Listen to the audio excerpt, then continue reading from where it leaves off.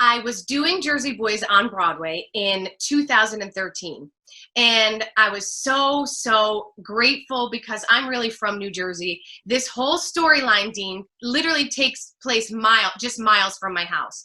And in the show, they talk about Rahway Prison. And we laugh because when my family came to the show, at one, Tommy DeVito says the line, Rahway Prison, and all of a sudden you hear cheers from the audience. And I'm backstage, and my coworker's like, who's cheering for Rahway Prison? And I was like, oh, that's my aunt and uncle. They're here today. So it truly is close to home for me, literally and figuratively. So I'm having the time of my life, doing 8 shows a week. And we had been hearing that they were doing a film of the musical, like doing a film version.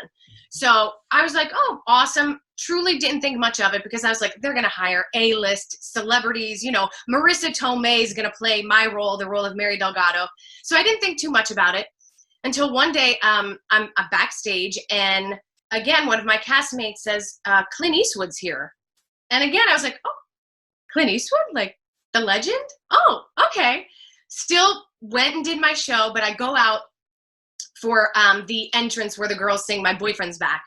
So we walk out there where we're like clapping, and I look out into the audience, and 10 rows back is Clint Eastwood. And I was like, oh, shoot, they weren't kidding. So I was like, okay, Clint, this one's for you in my head.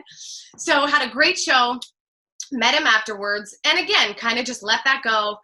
And then they started calling people in from the Broadway cast to audition for the film. And at this point, I was like, it would be so cool to be a part of the film. I don't care if I'm a tree. I could just be like hiding behind the bushes, but like to be a part of that would be so special. So I talked to my agent. She's like, Renee, I'm on it. Great. So now they put out a breakdown for the role of Mary Delgado. And for those of you who don't know what a breakdown is, it's basically a description of the character. So it basically was me, sassy girl from New Jersey, blah, blah, blah, Mary Delgado, Frankie Valli's first wife. And I'm like, wait a minute, like I'm playing this role currently on Broadway, right? So now call my agent again. And I was like, okay, so they put out a breakdown for Mary. This is crazy, but like, it would just be awesome to get an appointment to audition. My agent's like, I'm on it. Okay, so few weeks are going by and other girls in the cast are getting called in for the role of Mary. I'm not getting any phone call, and I'm like, Now, let me just sidetrack for a second. This business is crazy, It's truly, I believe, one of the hardest businesses there is because there is no rhyme or reason. So at this point, I'm just like, oh, I hope I at least get an audition. So my agent calls me. She's like, Renee, I don't know what's going on, but they won't see you for the role of Mary. And at this point, I'm like, but wait a second. Like, I am Mary, but I am Mary. Like, I'm like, wait, I feel crazy right now. So she's like, I don't know, something's going on, but they won't see you, but they will see you for one of the angels who sing My Boyfriend's Back. You can go in for that audition. And at this point, Dean, I like threw my hands up. I was like, all right, I mean, I tried. What else can I do? I'm going to go in and audition for one of the angels. So I'll never forget this day. It was like raining a little bit, and the audition was down on Wall Street, and I'm in the audition room, and I'm talking to the wonderful casting director. His name's Jeffrey McClatt, and we're talking about how I'm really from New Jersey, and he had seen the show the night before, and he was like, Renee, I loved it so much, and great. And then he says, would you like to sing or read first for the angels?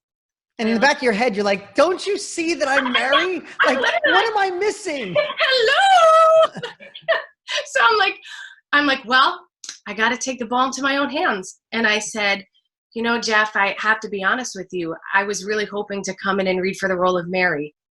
And he looks at me and he goes, I was just thinking the same thing. And I was like, oh my God, okay, all right, great. And he's like, okay, so you can, do the angels audition. And then if you want, you can come back another day to audition for Mary. You're like, no, I'm here. I was like, I'm not leaving this building until I do those damn scenes.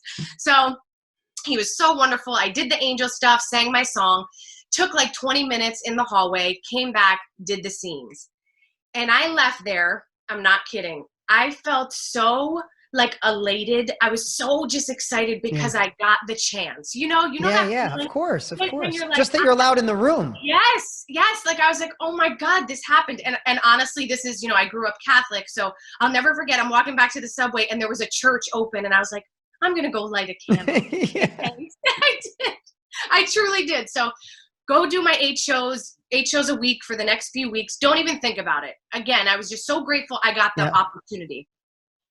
Cut to, this is now like 2.5 weeks later, I'm at my childhood home in New Jersey. Again, you guys, down the street from where the whole storyline takes place. And I'm with my dad, my mom, and my grandmother. We're about to leave for my brother's wedding. My grandmother she grew up with us. So she lived with me my whole life. The best, God rest her soul. So I get a phone call and it's my agent. So I go in my little childhood bedroom with the, little TV with the VHS. Yeah, of course. I already know it's either an RCA or a Panasonic. Yes. So I go and I sit at like my desk and I pick up the phone and she like took a second to kick in. It was on speaker and she goes, "You're Mary Delgado in the movie. Clint Eastwood loved you." And I was like, "Ah!" Dean, I nearly peed my pants. I run out of the room and my mom's like, "What's the matter?" And I'm hysterically crying. I'm like, "I'm going to be in a movie." And my dad's like, "Calm down, Renee, calm down. I don't want you to pass out." And my grandmother goes, "I've been praying for this for years." Like 90 years old, sassy, in the wheelchair, but like sharp as a tack. Mm-hmm. So I'm like, oh my God, like what? Freaking out. Okay, so now I'll save, the story goes on a little bit, but I'll cut to the first day of me filming. So again, let me stop and say, I had never been on a TV set, a film set before. I had only done Broadway and tours.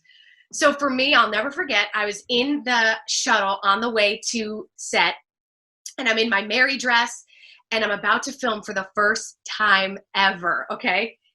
It was like literally jumping off of a cliff. And I remember like looking up to the heavens and I was like, well, here we go.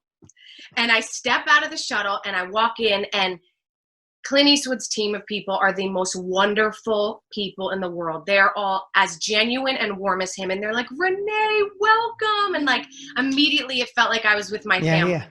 And then Clint Eastwood comes up to me and he goes, "I went around to all the different casts, but nobody was in your class. And then you came in and put yourself on tape and it was the icing on the cake." And I'm like, literally like holding back the tears. I'm like, can't mess up my makeup. They just did it. And I'm literally like, holy SHIT, right? Yeah. So I filmed that first day, Dean, and to bring it to like the point of trusting yourself and just like believing that you can do something. I mean, again, I'm doing a major motion picture, right? And I'll never forget, I'm like leaning on the bar for the first scene and the camera comes up to me and I was just like, all right, here we go. Now, I had never done this before, but I was like, this is the time to trust yourself. Yeah. So I did. It was amazing. So Clint and we would eat lunch together every time I filmed.